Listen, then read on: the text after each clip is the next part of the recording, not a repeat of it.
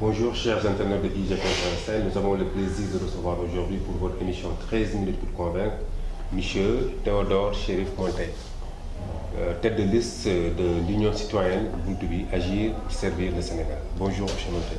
Bonjour Monsieur Fall. Alors Monsieur Monteil, rapidement, est-ce que vous pouvez nous présenter votre parti, l'Union citoyenne Buntu? Je vais d'abord saluer l'ensemble de la population sénégalaise, vous remercier de m'avoir choisi mon humble personne pour cette émission. J'en profite aussi pour présenter mes condoléances à toute la population sénégalaise suite à la perte de notre vénéré guide, Cheikh Ahmed Tidiane Sy Al Maktoum.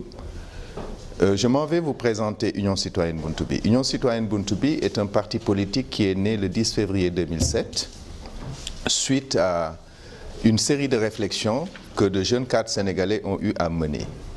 Donc, suite à un certain nombre de réflexions, nous nous sommes rendus compte que l'arène politique sénégalaise était occupée essentiellement par ce qu'on appelle des professionnels de la politique, c'est-à-dire des gens qui ne vivent que de la politique. C'est d'ailleurs, à notre avis, la raison fondamentale de la transhumance qui est un fait unique dans le monde politique. La transhumance, c'est quoi? C'est le politicien, il est employé par une entreprise politique. L'entreprise politique va en faillite, il va monnayer sa force dans une autre entreprise politique. Donc nous nous sommes dit qu'il est temps que le citoyen lambda s'intéresse à la politique, que le citoyen lambda soit le véritable acteur de la vie politique sénégalaise, parce qu'autrement, nous allons droit vers le mur. Donc nous avons créé ce parti politique et pendant nos 10 ans d'existence, nous avons quand même participé à toutes les élections qui ont eu lieu. 10 ans d'existence, mais tout à l'heure en privé, je vous disais que votre parti est plus âgé que l'APR. J'ai dit que l'APR fait plus de buzz que votre parti. Absolument. J'aime bien faire cette boutade et dire aux gens que nous sommes plus âgés que l'APR. C'est vrai, l'APR fait plus de buzz que Union citoyenne parce que Union citoyenne a choisi de travailler autrement. Union citoyenne est un parti qui est né, qui a pris son temps pour discuter avec les populations, faire la politique à sa façon. Je vous disais tantôt que nous sommes allés dans toutes les élections.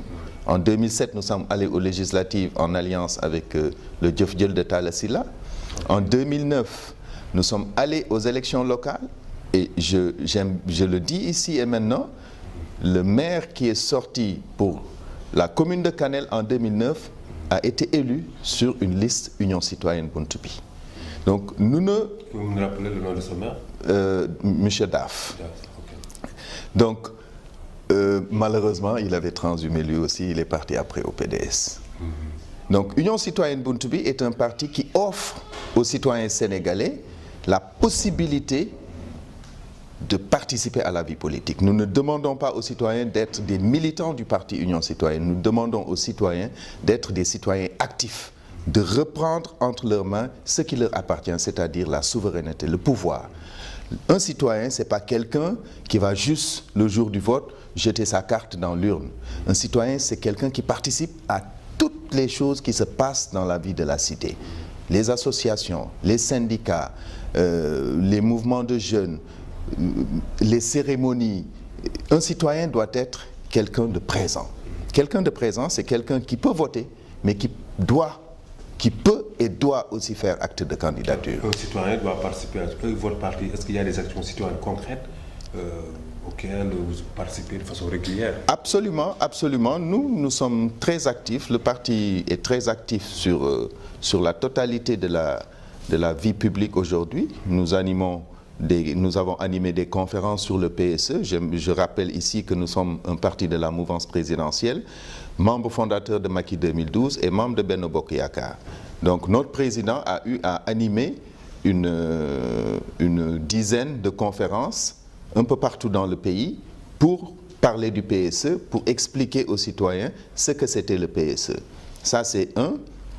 De deux, nous organisons régulièrement les citoyens au niveau du quartier pour qu'ils puissent réfléchir sur le devenir de leur localité au niveau le plus bas. qu'est-ce que je peux faire pour mon quartier? Quel est mon rôle dans ce quartier? Comment faire que les gens redeviennent républicains?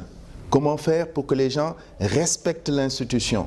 Parce que nous pensons chez Union Citoyenne que tous les combats doivent être menés, mais en parfaite corrélation avec ce que la loi nous permet. Alors, dans votre introduction, vous avez dit que au Sénégal, ce sont les politiques. La politique est faite par des politiciens de métier. Donc vous avez décidé, vous, de changer la donne, quoi, peut-être en invitant les citoyens lambda à s'approprier de la chose politique. Mais tout à l'heure, en parcourant un peu votre portrait, je vois que déjà en 1976, vous avez rencontré Maître Abdoulaye Wade. Absolument. Vous avez été fasciné par l'homme. Absolument. Donc vous n'êtes pas de ce citoyen lambda qui...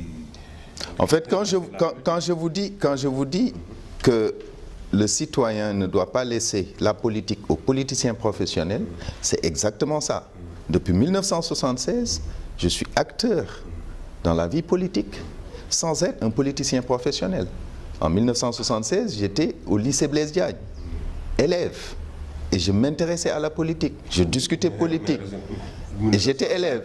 1976, élève. Ma profession était élève. Oui, votre position était élève.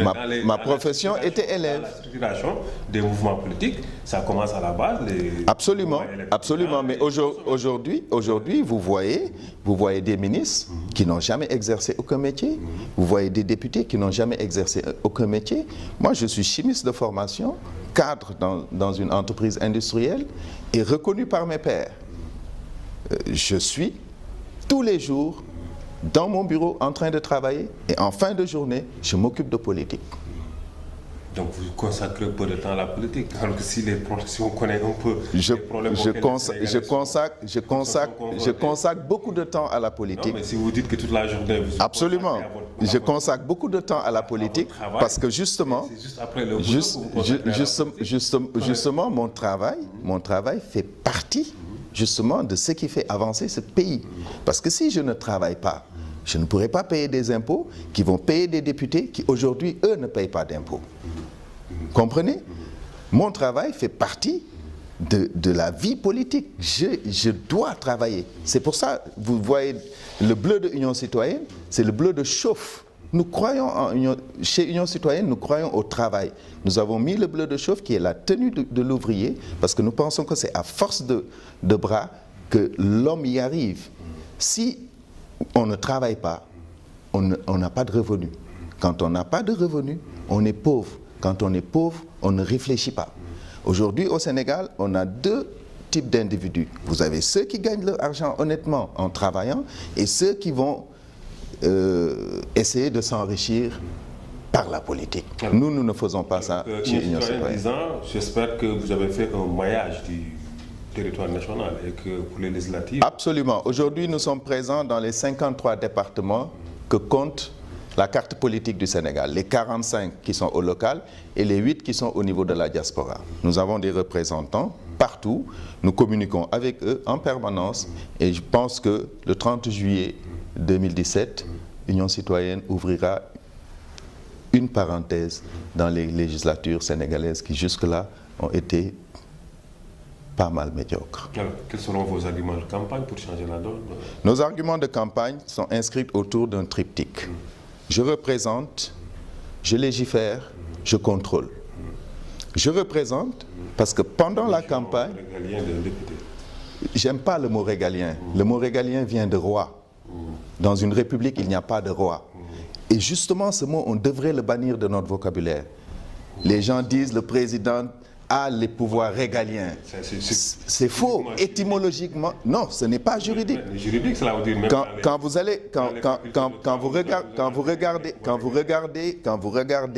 vous lisez le citoyen Thomas Hobbes, le citoyen ou la constitution de la société, le mot régalien disparaît lorsque la République s'installe.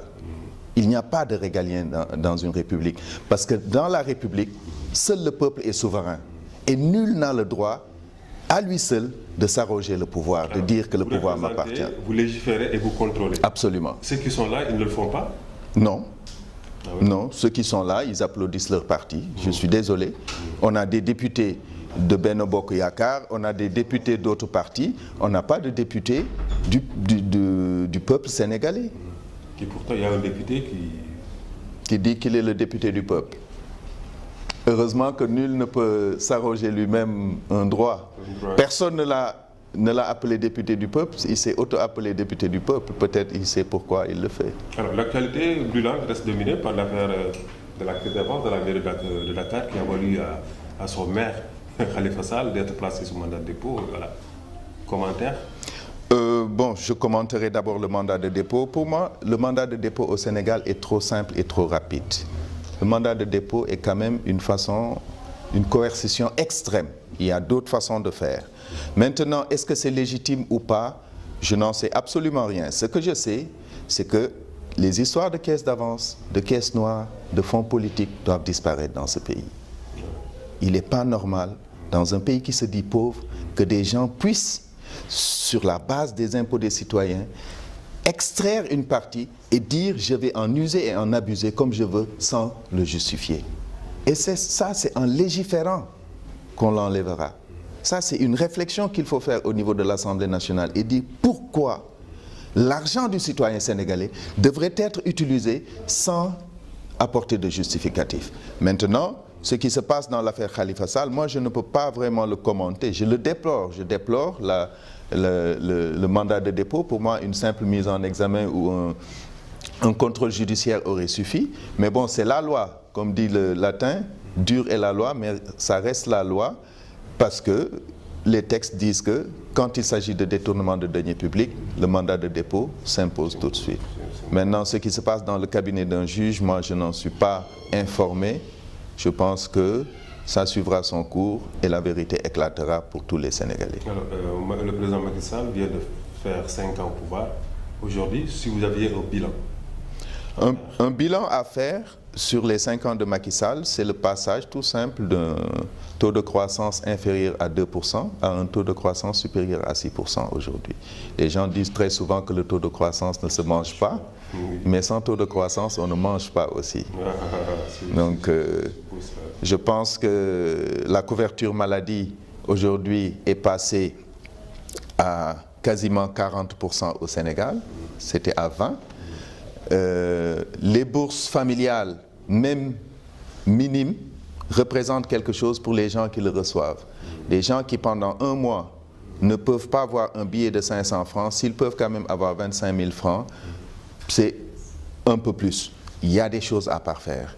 Tout n'est pas rose, mais c'est en forgeant qu'on devient forgeron. Je pense que le président Macky Sall est en train de poser des bases réelles pour assainir le milieu économique sénégalais, permettant aux entreprises qui sont les véritables pourvoyeurs de richesse de s'installer et de se développer réellement. Qu'est-ce que vous pensez de l'appel lancé par le porte-parole du PDS, Babacar Gueye, à l'émission Grand Jury il y a cela 3 semaines, demandant à toute l'opposition de se ranger derrière Khalifa Sall pour faire de lui la tête de liste au niveau national pour les législatives? Pour moi, ça reste du misérabilisme et on exploite le malheur de quelqu'un pour rayonner. Je pense que la situation de Khalifa Sall, dans la situation où il est, les gens qui croient vraiment en lui devraient se battre d'une autre façon pour qu'il sorte. Mais s'asseoir dans une émission radiophonique ou télévisée et faire des déclarations de ce genre n'avancera en rien sa situation. Je pense que maintenant, ils sont libres, hein, ce sont des partis politiques régulièrement constitués. S'ils veulent faire de Khalifa Sall leur tête de liste, libre à eux.